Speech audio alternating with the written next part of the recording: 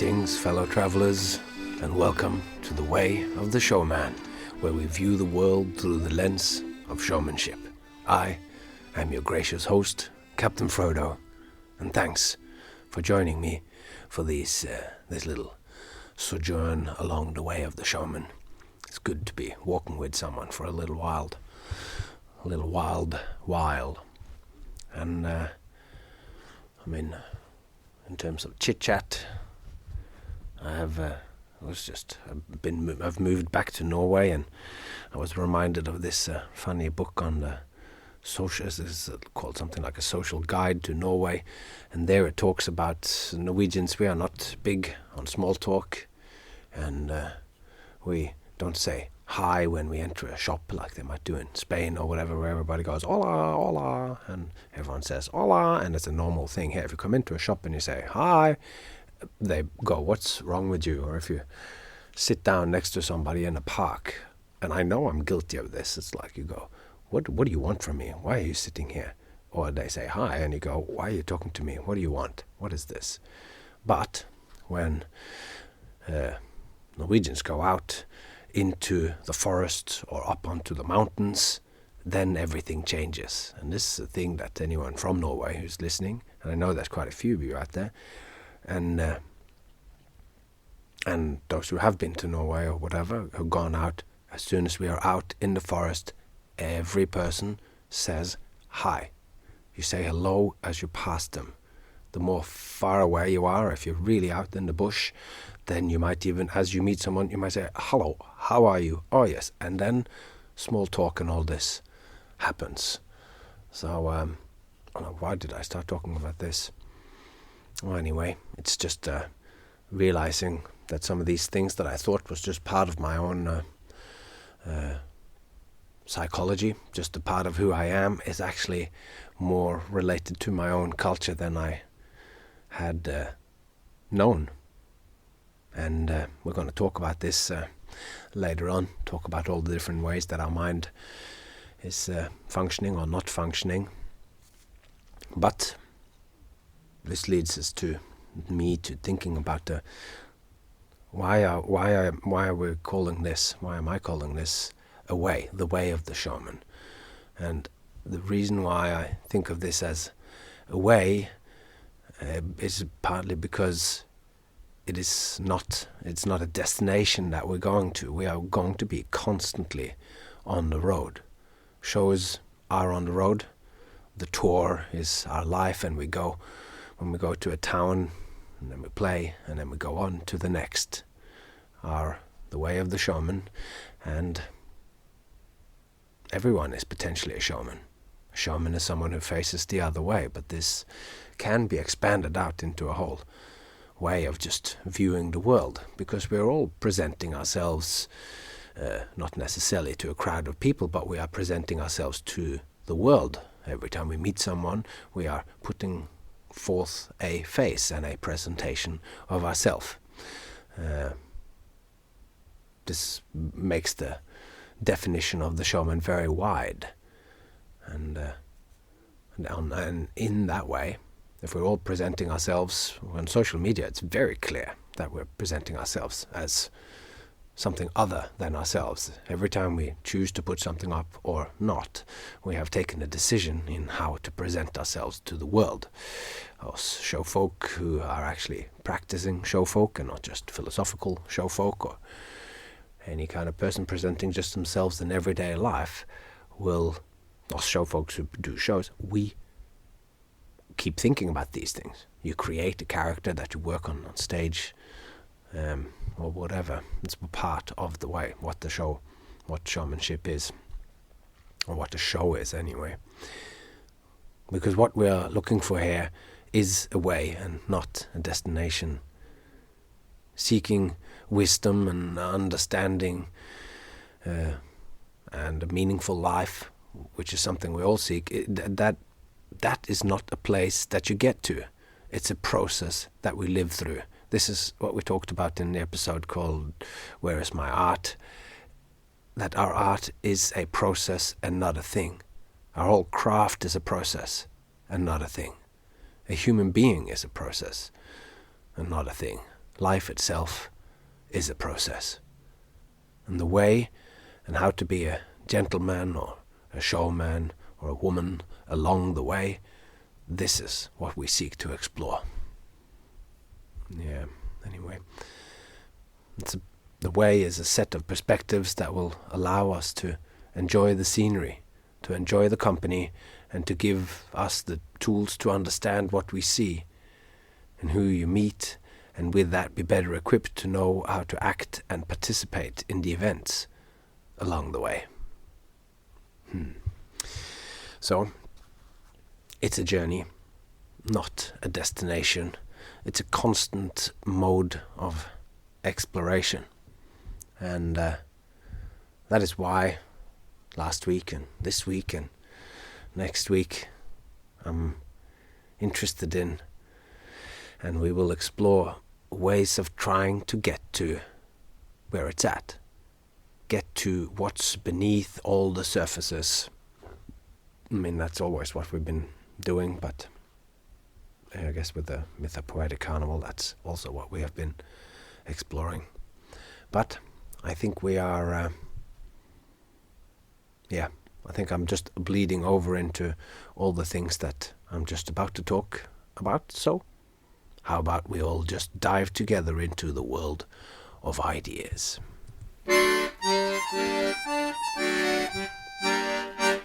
There is a sucker born every minute.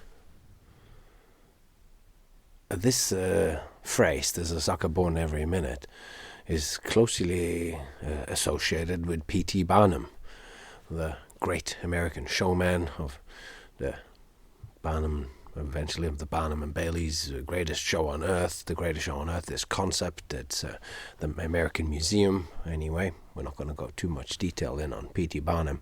That's going to be for another time. But it was in the mid-19th century.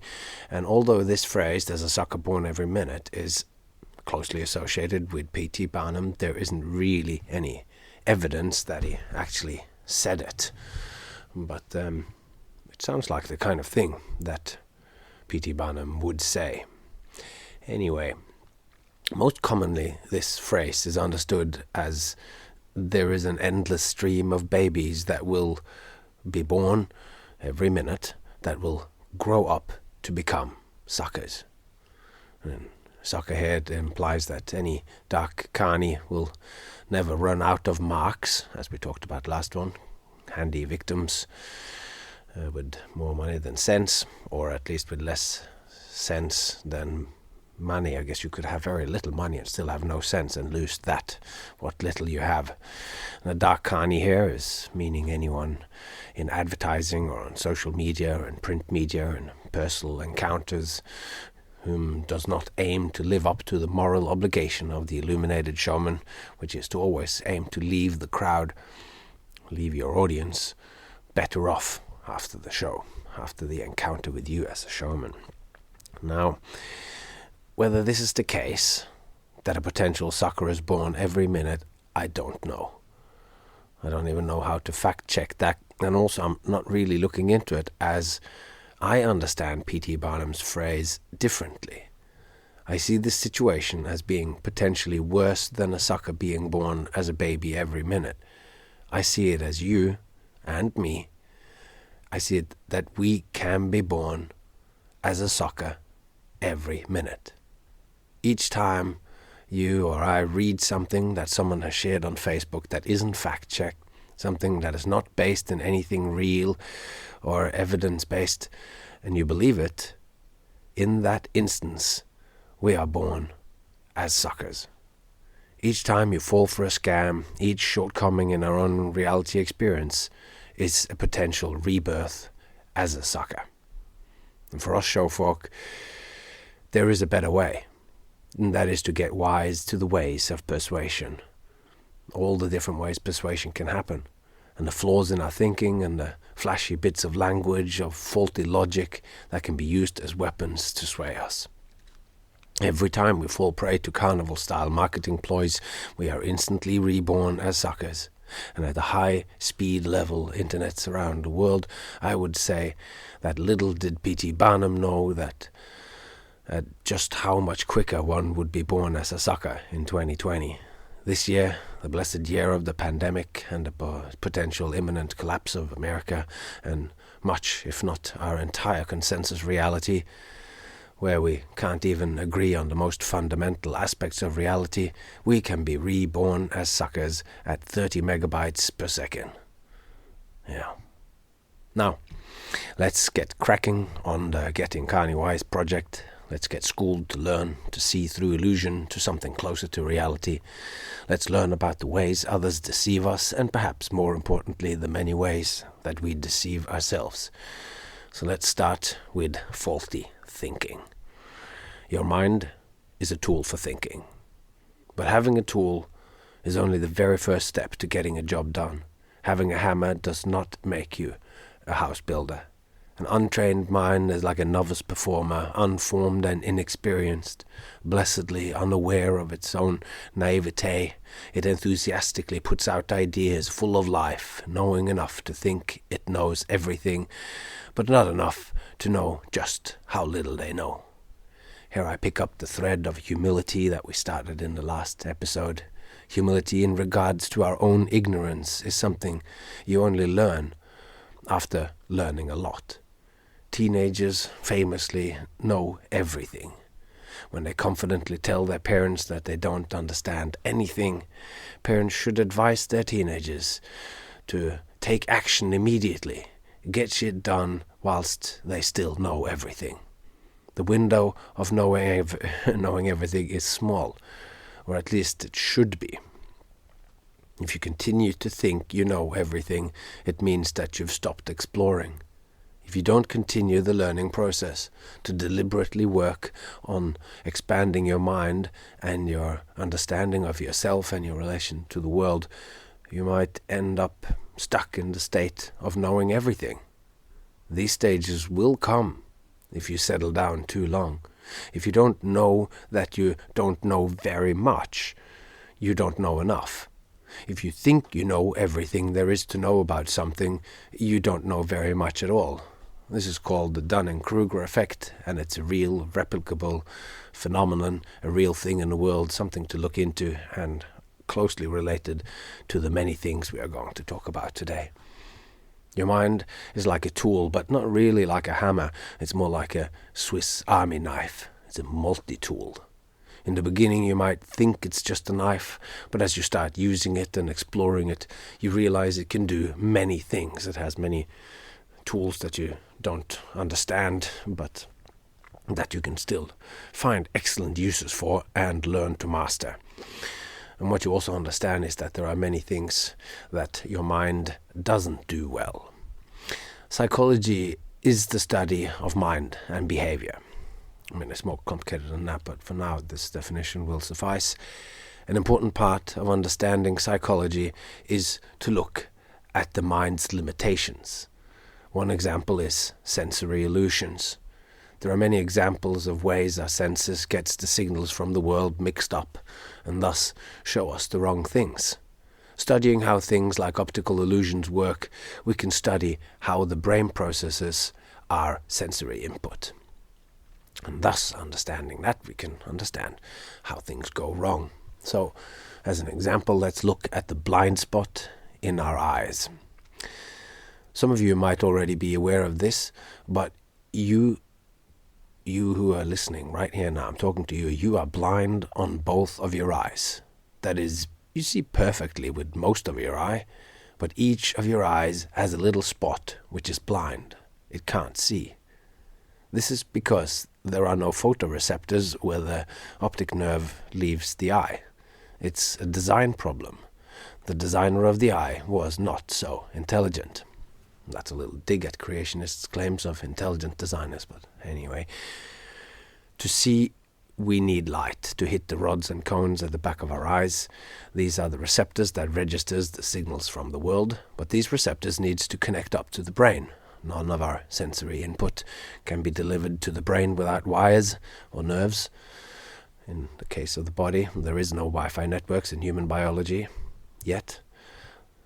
And the blind spot appears because there has to be a place where the wires connecting the receptors to the brain where the wires enter into the eye. And that spot, where the nerves connect to the eye receptors, is called the optic disc, and this little spot has no photoreceptors. Hence, you are technically and practically blind in that spot. You have a blind spot. So, why do we not have a black spot in our field of vision? Or two even, since we have one blind spot in each eye. And this is because our brain literally fills in the blanks. The brain fills in the blank with a bit of visual information from the surrounding area. And I'll post a link, a couple of links maybe, to some fun ways to test this. Basically, when you look at two dots or whatever on a screen or a piece of paper in just the right way, that is by moving your head closer and further away, you can make one of the dots completely disappear. 1 minute it's there, next minute it's completely gone. You've managed to put it into your blind spot and it just disappears and you can't see it. But I hadn't seen this before, because on one of the sites I found there is this further test where each spot, in this case a dot and a cross, are drawn on two different colored backgrounds, cross on green and dot on yellow. And doing this test shows that not only does the cross disappear when you get your head into the right spot, but your brain is filling in the blank of the blind spot with something from its surrounding area. But what it is filling it in with is obviously from the area surrounding the dot. So your brain uses information from the surroundings but makes a mistake, placing a, for me, fuzzy yellow spot in the place where there should have been a black cross, literally making you see something that isn't there. All this is just to say that the way that our brain works can be flawed. In many, or even most situations, the brain is just excellent, and by far our best way to understand the world. Our intuition can be used for many things, like giving us a good first impression of a person or a place, our guts might warn us against them or the place. These kinds of things, intuition or gut feelings, can be quite good for, but for many other things it isn't so good. And this means that to get carny wise, we need to understand our own limitations. Not just in a general way, but look into specifically the many ways that we reliably get the world wrong. Because with the incredible speed social media and things like YouTube and that directs our attention, there is no way that we can keep up with the problems it's causing by passing laws or by any institutions, be it Facebook itself or government or non-government institutions making changes when we discover this or that unintended consequence of the service. The only thing that can expand at the pace of the social media technologies is culture. Culture can develop or evolve with incredible speed. Like we've talked about, biology and genes evolves very slowly, but culture and memes, something which spreads by means of imitation from person to person within the culture. That's what a meme is. And to protect ourselves, we need to arm ourselves with a change in culture. Getting carny wise. Seeding a culture that can protect itself against it on the end of the individual users is our best bet at getting to grips with this situation. And I call us users because I don't think that the whole idea of networks connecting people, which is what social media is necessarily a fundamentally bad thing in the world. We just need to understand its limitations and tactics that are being used and what AI and whatnot are finding. We have the same problem with how news now are part of the attention economy and are using the tools of showmanship, which are intended for entertainment or performance, to shape the news. And I'm all for entertainment and showmanship, but these are tools that does not need to be used on everything. Just because we have a hammer does not make everything a nail, and if we do, we are looking at shoddy workmanship. But this is a digression.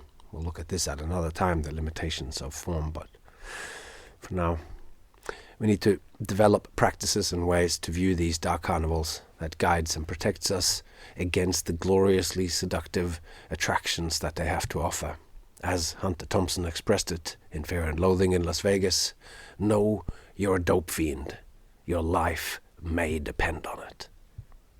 When culture shifts away from seeing social media platforms as places of truth or sources of information, we're on the right way.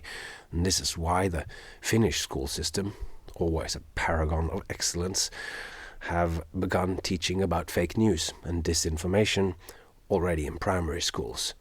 This is how a culture changes. Teach the young, since the adults might be a lost cause. To recognize a dark carnival when you see it, give them the tools to see the red flags. Go Finland. In the popular imagination, there are many examples of dark carnivals. The scary clown Pennywise in Stephen King's It. The dark carnival in Ray Bradbury's Something Wicked This Way Comes. The examples are many, and in fact I think there might be fewer examples of carnivals as forces for good in the world, like the illuminated carnivals I am imagining in my own fiction writing. At least in the adult imagination, there are fewer cases of good things ever coming from carnivals or circuses. Some of the, if not most of the, children's books, though, about carnivals and circuses presents them as places of dreams and fun-filled fantasy. The key lesson for now is that the carnival just is. It's neither good nor bad. It's just a place where there is room for nuance. It's a place on the spectrum with 50 shades of grey and black and proud waving rainbow flag. Some are cesspits of depravity, no doubt, and others are squeaky clean Disney-style family fun Sunday school outfits.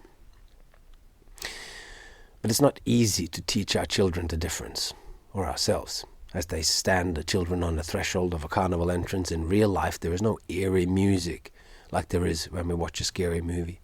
The carnival has potential darkness in it and light as well, but in the end of the day, all the child, youth or adult has to protect themselves is themselves. They must learn to tell the difference between the dark and the light attractions. As much as I want to be there to protect my own child for her entire life, there will be a day when I am not there, and frankly the thought terrifies me. But that day will come, and that day she's got to be carny-wise enough to recognize the dark carnival, and which rides and attractions are wild enough to be totally awesome, but not so bad that they'll leave her permanently crippled. Social media is fun. Carnivals are fun. The things we learn at the carnival, the things that happens there, are not normal life, yet the lessons learned when seen in a proper light and context can be very valuable. We know that these places have different rules when we enter a festival or carnival in the real world, and in the digital domain, or when we are being scammed, tricked or taken for a ride, we don't always know that we've entered a different domain where different rules apply. When we're watching a horror movie and someone is about to go into a carnival of doom, we know it. There's all the signs there, but they don't. And that person standing on the threshold going in there, that's us now, watching ourselves on social media, having no clue that everything is dark and skewed, that like in the Truman Show, you're the only real person taking all this in. It's an entire environment built just for you, and built to explicitly push your buttons and to make you keep scrolling down and swipe right or left. So, back to our life raft in this thinking. Learning how to perform is a craft. So is thinking. Learning how to think and use your mind in a way that makes you better equipped to spot bullshit is a craft. And what are the tools? What are the strategies that can be applied to create cultural changes fast enough to mediate the effects of the breakdown of our consensus reality? As I see it, science, philosophy, rationality, and skeptical thinking are all tools in our bullshit detection kit. The tools of the craft of thinking. So is developing a sixth sense to when someone is trying to bullshit you. A gut feeling, which basically is your five senses joining forces with all the subconscious processing going on, creating the illusion of a sixth sense. And in the end, this whole sixth sense thing, I don't know about this analogy, makes no sense since we have many more than five senses. Your sense of balance, for instance. Your sense of balance even has a very easy to detect organ, your vestibular system. But that's also another topic for another time. there are obstacles to knowing the world, wired into the way our brains work. And there are also problems in logic that we use, the logic that we use to think. And that when we know of these things, then these can be turned into thinking tools that can aid us in getting at more accurate understanding of the world. All right, I keep getting digressed, so let's try and stay on track. Stay tacked to the track and look at cognitive blind spots. The blind spot in the eye that we talked about before is an example of a sensory illusion.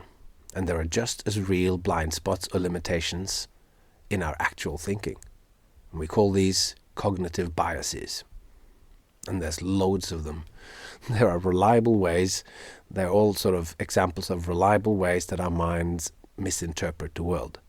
By recognizing the many ways that we can go wrong in our interpreting and thinking about the world, we stand stronger when we try to make sense of the world.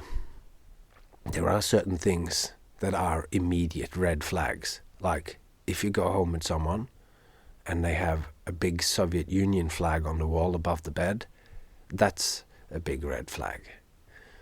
But jokes aside, red flags in assessing claims are many.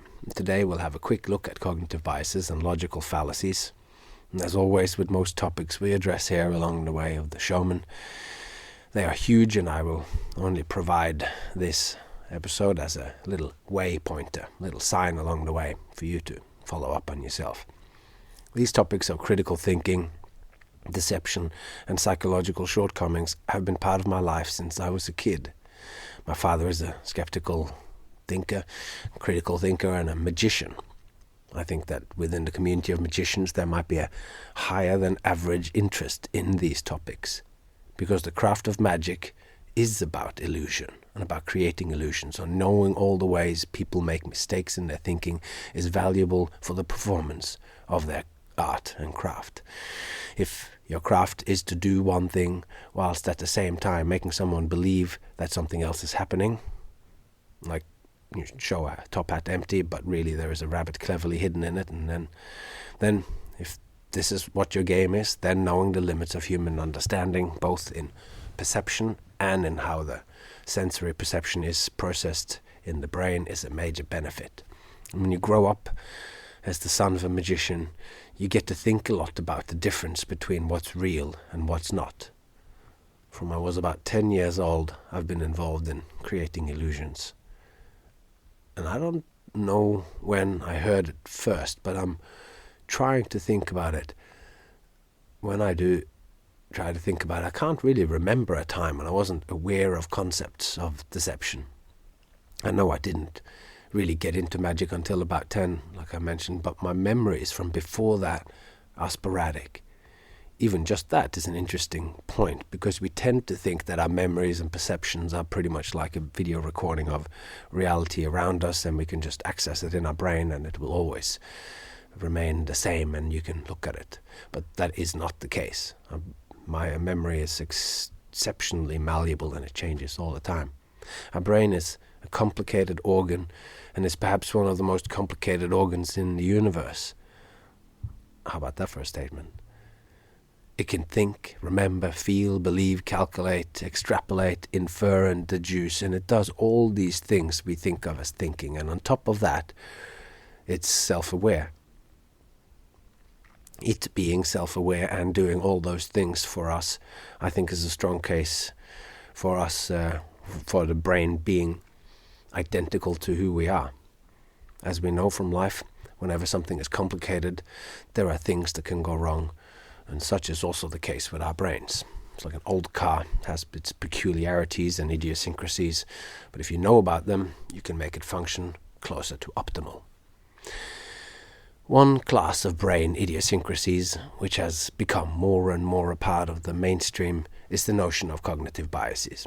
And the cognitive bias is the systematic error in thinking that occurs when people are processing and interpreting information in the world around them, and it affects the decisions and judgments that they make.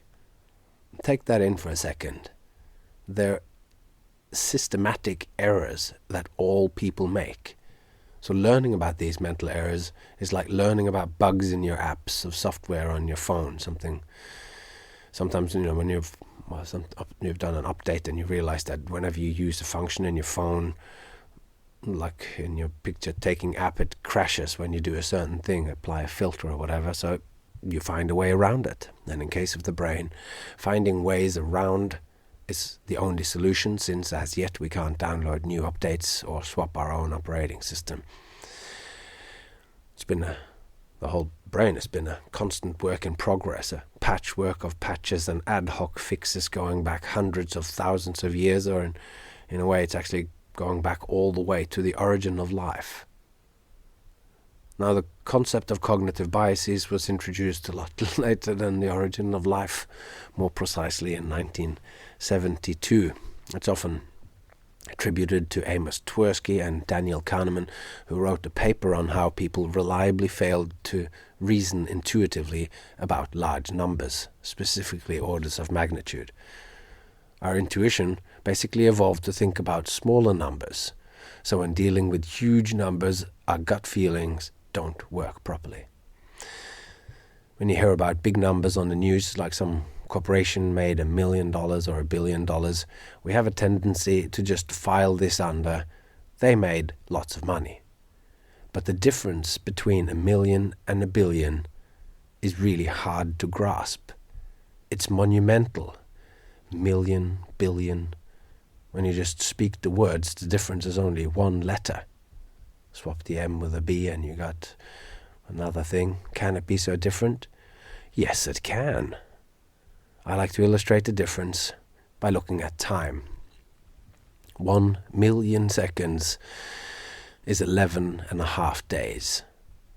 But 1 billion seconds is 31.5 years.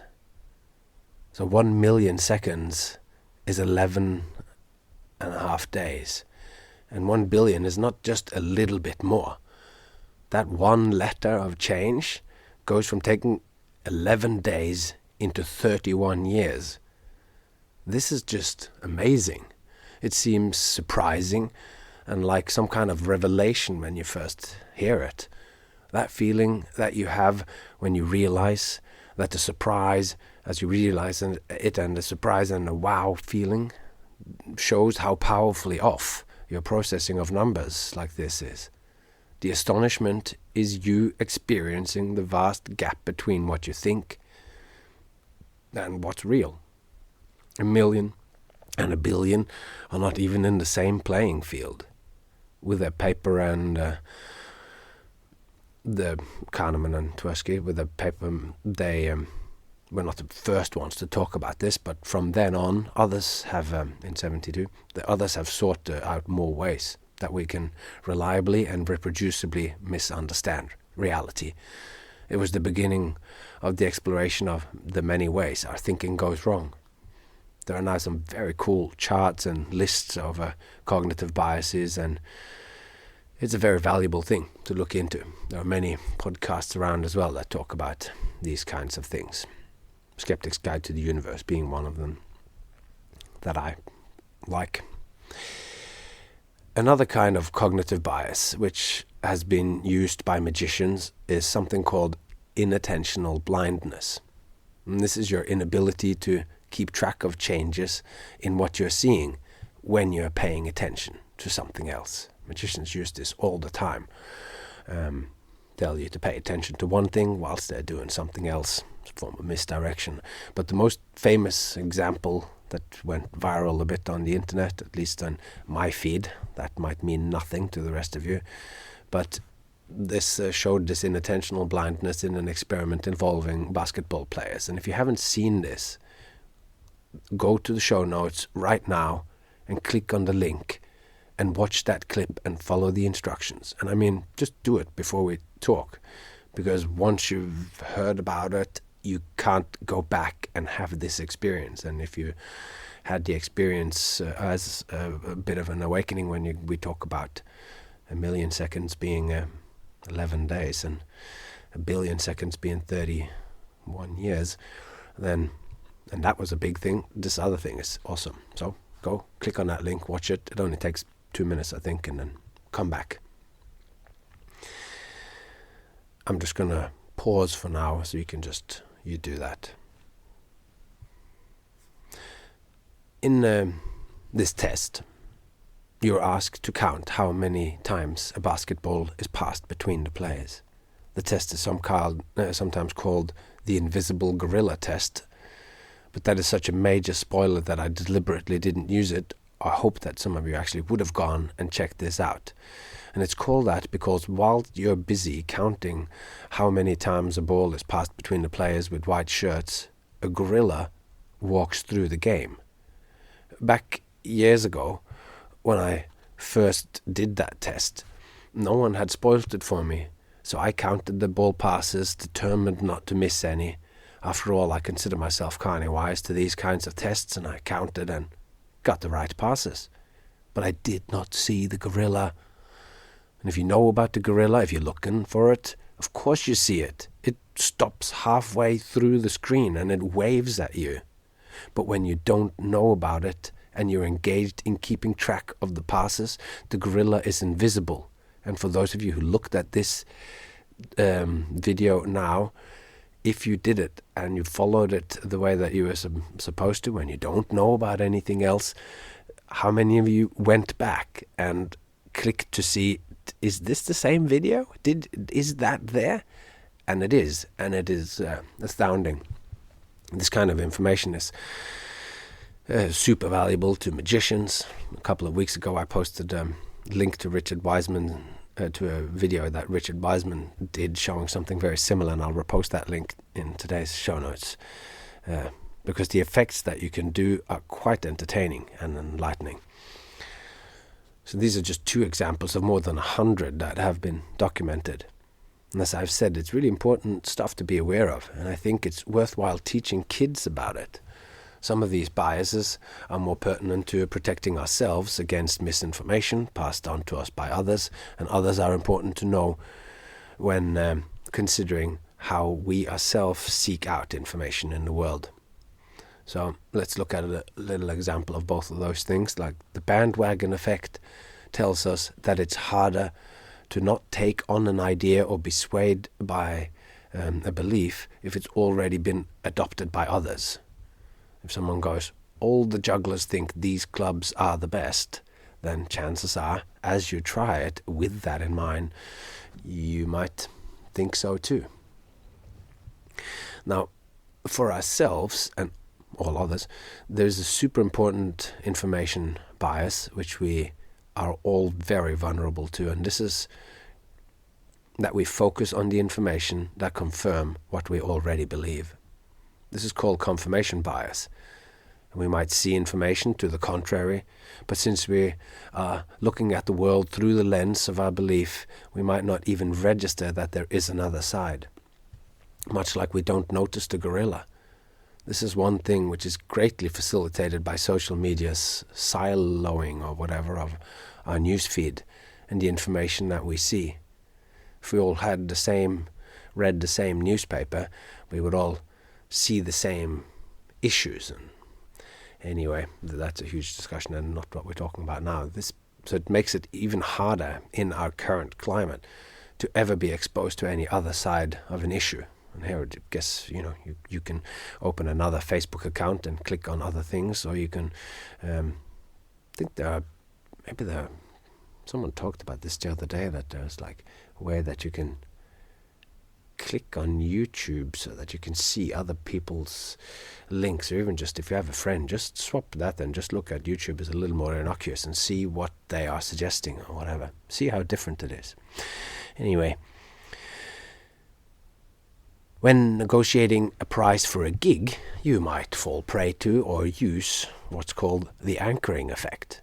That's another bias, which is that the first piece of information offered in anything when you're making a decision has a very big impact and sets the ballpark for the negotiations. We strongly rely or get anchored to the initial fee that's mentioned in that conversation.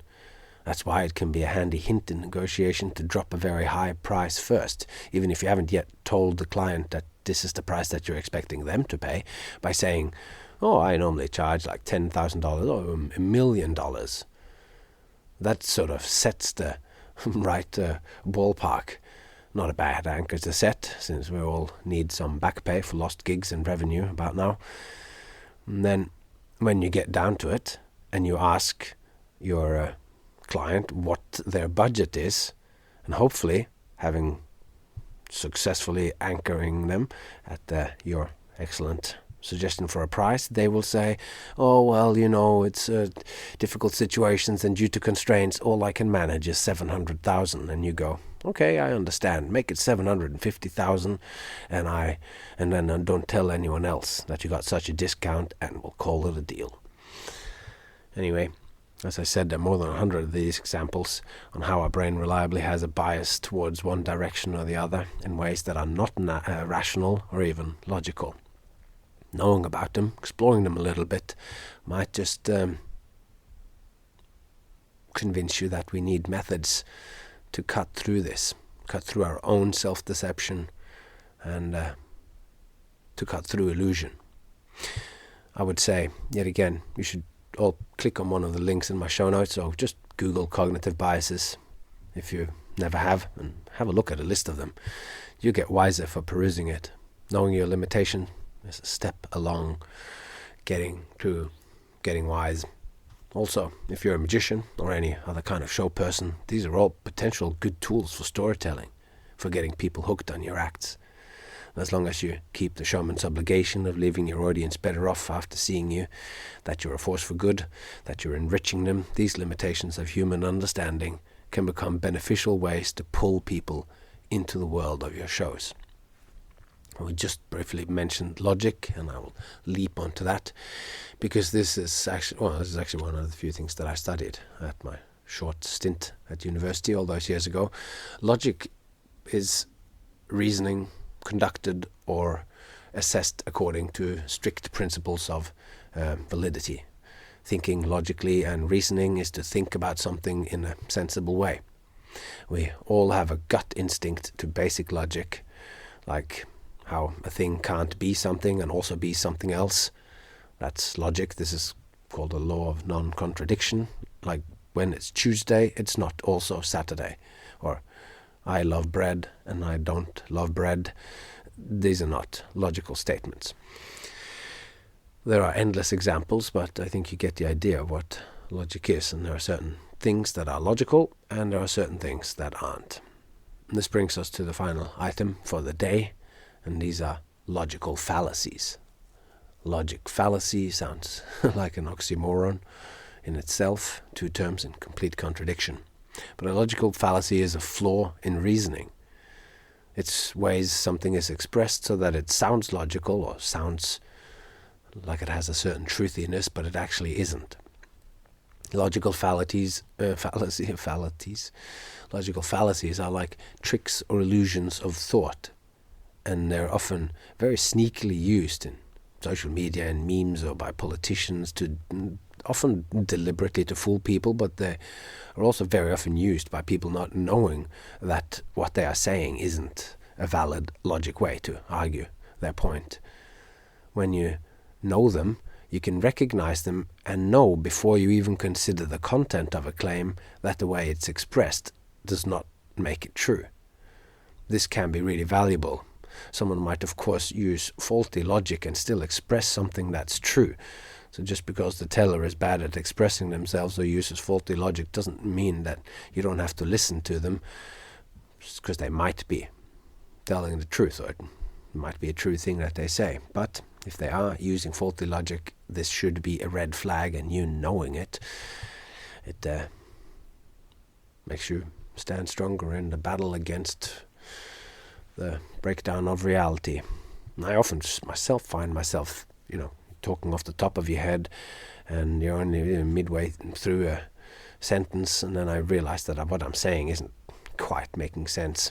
So logical fallacies are numerous, like the cognitive biases, and knowing of their existence is just as useful. Like one example is the argument of there's so many that I'm just going to give you a flavor of the kind of things that you can look out for.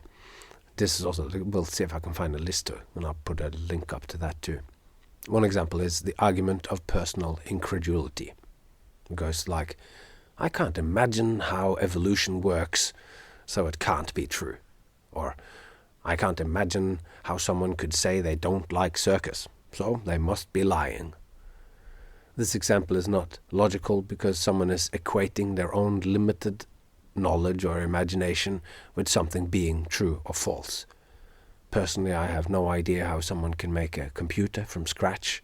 I could not make one if my life depended on it, but that does not mean that it can't be done. Whether you understand something or not has no logical bearing on whether something is true or not. Another logical fallacy is the ad hominem attack. This is when someone makes a claim and someone else attacks them personally instead of responding to what they're saying. This is an awfully common attack in all kinds of arenas, and attacking someone personally usually makes the person begin to defend themselves, and the discussion has successfully been derailed. And this particular failure of making sense has one of its most ugly and pervasive forms against victims of sexual aggression. Somebody claims something awful happened to them, and the question is asked, well, what were you wearing? It's a horrible example of an ad hominem attack. Rather than addressing the issue, you are attacking the person who is saying it. And as far as I have understood, all my listeners are members of the species Homo sapiens, and sapiens means wise and homo means human, and we are supposedly the wise humans. But as we have seen, to get carny wise, we need to learn to think about thinking. The chat today has been a quick overview of some of the many ways that we can come to hold beliefs and ideas that aren't true. It shows how easy it is to fall prey to misinformation. Of course, there are so many more examples, like making sure that the person that makes the claim knows about or has credentials in that arena. Is the person sharing information about COVID an infectious disease expert? Did the stay-at-home dad just stumble on some natural cure for COVID that somehow every expert missed? The examples are endless. And in this misinformation age, I hear it so often that people are saying, I did some research online, and going, you didn't do research. Research is a word that's used when you compare all the available articles. You look at it and then you make statistical analysis of all of the information and you go through. So we're sort of just, that's a topic for another time anyway. We're using up the words, just like when friends are the friends on Facebook, then you go, that is not really what a friend is. So co-opting words makes it hard to express ourselves, say what we really mean. But anyway, we need to get wise to the errors of our thinking to protect ourselves and to be able to not just function optimally as individuals, but also to function as members of a democracy. If we can't think properly, if we can't agree on the most basic structures of reality, which absolutely is a very real problem of our time, then we're in very deep trouble indeed. We're living in the age of information, but simultaneously with the internet and social media, we're also living in an age of misinformation. Being able to think right, or to take on our feelings but not let them guide us, and to be able to think rationally but to know that we are prone to errors in thinking as well. This is our best chance at acting well in the world. We must learn to walk the middle way, the midway, being pulled hither and thither and riding the swing of the pendulum, yet not lose track of reality or our own true course. In episode 40 of his monumental lecture course, Awakening from the Meaning Crisis, John Vervaeke, a professor at the University of Toronto, it's a very good course. The fact that I'm up to episode more than 40, and each one lasts an hour. Shows that it's a huge thing. Interesting. Some of you might be interested in this. But anyway, he has been developing the idea, amongst many other things, of what wisdom is and the foundations for getting at wisdom. And he says, based on the work of others and himself, that wisdom is to reliably be able to see through illusion. And I find this a very interesting proposition, and I've already used it quite a bit. I think I said it last week too. And it's something we can look at in more depth later. But this is our game, seeing through illusion to something more real. And to do so is not easy. We got our work cut out for us, that is for sure. But we show folk, us who have been delving into the Mythopoetic Midway together, and most of us are using illusions, we should be well equipped to get wise. For now, to finish this up, I believe that getting carny wise, knowing the game played in persuasions, the tricks of language used, the breaches of logic, our own mental shortcomings and biases, is not just a major way to protect ourselves against the machinations of the media, social or otherwise, the internet, advertisers. It is also the only way for us to get back to a consensus reality. Know the game and know how to see through it. There are illusions everywhere. Along the Midway, it's not just the magicians that are presenting illusions. The games are also not what you think. The freaks in the freak show aren't what they say they are. And learning how to systematically see through the illusions is the aim of the game. This is what will make us carny wise. And we'll pursue different approaches, try to find a more cohesive method to see through illusion next week in the next exciting episode of The Way of the Showman. All right, we get to the end of another episode, and it's been a pleasure having this time with you and having your attention.